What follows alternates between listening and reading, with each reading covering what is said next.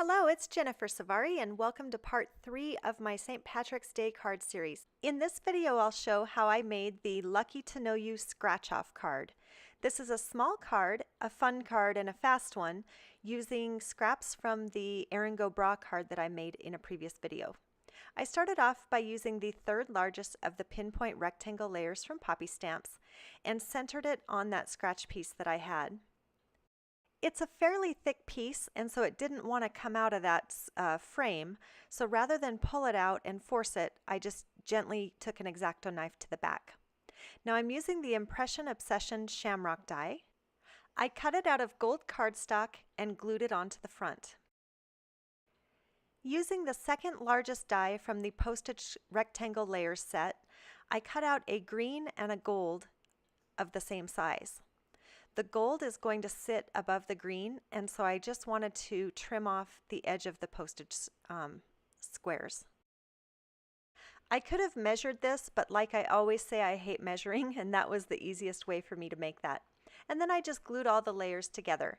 Now this is going to be my top panel, and I can set that aside for now.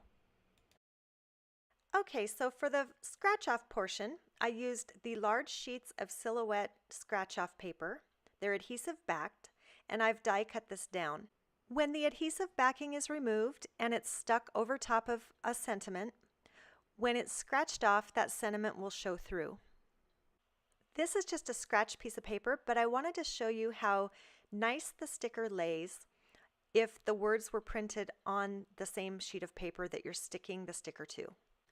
If the message is inlaid, one would think that it would still be a nice flat sticker, but this is very, very thin material, and so I just wanted to show you really quick that even if you do inlay it, it's still going to show that frame through.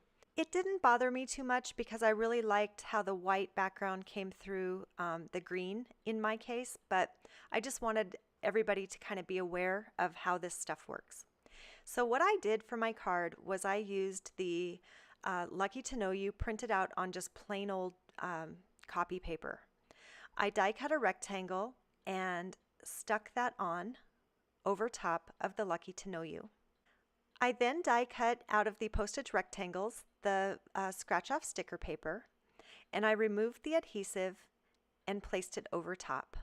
To cover up the white on the back of the card that was showing through from the message, I just put a colored piece of cardstock over top so that it wouldn't be shown. And then I just attached the base on top of the note card, and the card was pretty much done. Now when I originally made this, I bought these little Shamrock tokens with hopes that the recipient could scratch it off, but it doesn't work. It's not hard enough plastic to scratch. So rather than include a token, I just went ahead and scratched it off myself.